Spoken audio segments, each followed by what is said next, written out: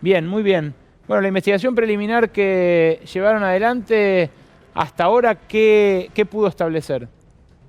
Bueno, en términos generales, porque es preliminar y esto quiere decir que estamos en la parte de hechura del caso, digamos que lo que decís vos es correcto. Eh, Argentina recibió información, dos paquetes grandes de información sobre cuentas argentinas no declaradas en el exterior que llegaron a nuestra FIP y que había varios cursos de acción de acuerdo a los procedimientos administrativos, pero que ninguno se siguió. Eh, Ustedes tuvieron la primicia, es verdad, en tu programa. Un prestigioso tributarista argentino se contactó con la fiscalía y nos hizo una denuncia. Empezamos a verificar toda esta información y efectivamente era así. La OCDE envió un montón grande de cuentas no declaradas y la hipótesis más fuerte que tenemos nosotros que investigar tiene que ver precisamente con determinar si en la FIP alguien pisó esa información con el deliberado propósito de que eso no se conociese y que no tuviese eficacia a la hora de recaudar plata. Federico, si esto ocurrió, si alguien efectivamente pisó esa información, ¿qué delito habría estado llevando adelante?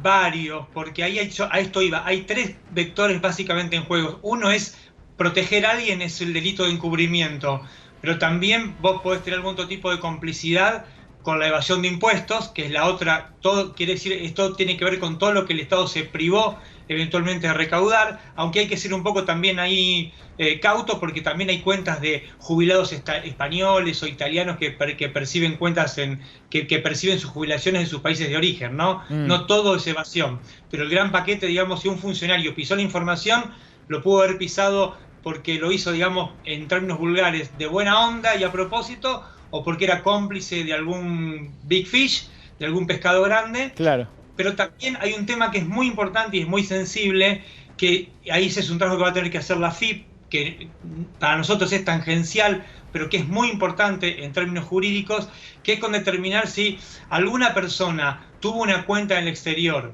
y blanqueó ese dinero, pero cuando blanqueó en la época de Macri, no le contó a la FIP que tenía esa cuenta, los efectos jurídicos del blanqueo, es decir, no pagar impuestos, estar exentos de responsabilidades judiciales con posterior al blanqueo, caerían. Bueno, Entonces esto, me parece. esto es lo que más le preocupa al establishment. Desde que publicamos esto hace un mes, sobre todo al principio, los primeros llamados que tenía eran para ver si tenía el listado. Obviamente, ¿no? La gente que tiene dinero y que se sospecha culpable quiere saber si está en esa lista. Pero después lo que preguntaban es, bueno, ¿y qué pasa en caso de que te encuentren? Y lo que se respondían era esto que decís vos, que perderían la indemnidad penal, digamos, que les generaba el blanqueo. O sea, si ellos le mintieron al Estado cuando blanquearon y en realidad tenían más plata, ahora no solo les cabe el impuesto, sino también delitos.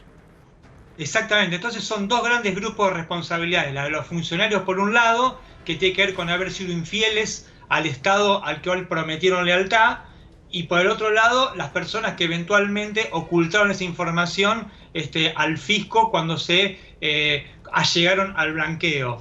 Pero y además me parece muy importante acá resaltar que la actividad de la justicia penal va a ser enfocada en ese aspecto, a dirimir ese tipo de responsabilidades, Ujú. pero se va a nutrir también del trabajo que está haciendo la propia FIP en términos administrativos, porque acá si hay una cosa que es vital, que va a haber que reconstruir, nosotros vamos a hacer ahora, vamos a construir un caso para someterlo a la consideración de un juez, pero va a ser muy importante chequear todo lo que es. Primero, saber si la información que está en la Argentina es la que efectivamente mandó la OCDE Mm. o se adulteró, porque pasó mucho tiempo y hay alguna sospecha o algún indicio que permite pensar que a lo mejor eso se puede haber adulterado. Eso es muy importante. Y después es muy importante saber, además, no solo quién la recibió, sino quién la custodió durante todo el tiempo Claro. que esa información estuvo durmiendo digamos, en oficinas del Estado argentino, que tenía que haberla procesado, trabajado, algún ciudadano no decirle nada y a otro haber tamizado esa información por todas nuestras bases de datos para saber si había que recaudar dinero o había que denunciar delitos. Bueno, Marcelo Costa sigue siendo empleado de la AFIP. Dejó de ser el director general de la Dirección General Impositiva, por supuesto, pero como suele ocurrir en la AFIP, la gente deja el cargo pero no deja el empleo. Entonces sigue estando, se tomó unas largas vacaciones, pero este hombre, el que mostrábamos recién, que recibió la catarata de datos de todas estas cuentas, sigue trabajando. Es el que se ve más cerca ahí en la pantalla, no el canoso sonriente, sino el otro. Ese es Marcelo Costa, el otro es Horacio Castañola, su antecesor, y las camadas de datos llegaron durante la gestión de ambos. El caso de Costa,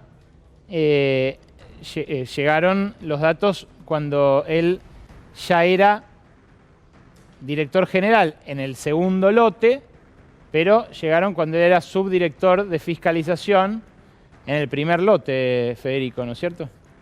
Sí, sí, y acá a mí, más allá de los responsables, digamos, que surgen en primera línea y casi como que están en las cabezas de las oficinas del Estado, yo insisto con esto, es muy importante tener bien en claro cómo fue la ruta de ingreso de esa información, quién la custodió para saber si fue adulterada o no, y fundamentalmente después determinar por qué razón y por orden de quién y por disposición de quién eventualmente no se trabajó con toda esa data para saber si efectivamente había que dar de baja a alguien que había blanqueado, había que perseguir a alguien que no había blanqueado pero que tenía cuentas afuera, y eventualmente qué impuestos se habría que haber cobrado, sobre todo en situaciones, bueno, ahora todo esto se resignifica por el contexto, ¿no? Los informes que hacían ustedes recién, no solo lo que decía Piketty casi en términos abstractos, pero el informe anterior sobre las zonas más vulnerables de la ciudad, digamos, cuando uno ve toda esta data que tuvo el Estado argentino,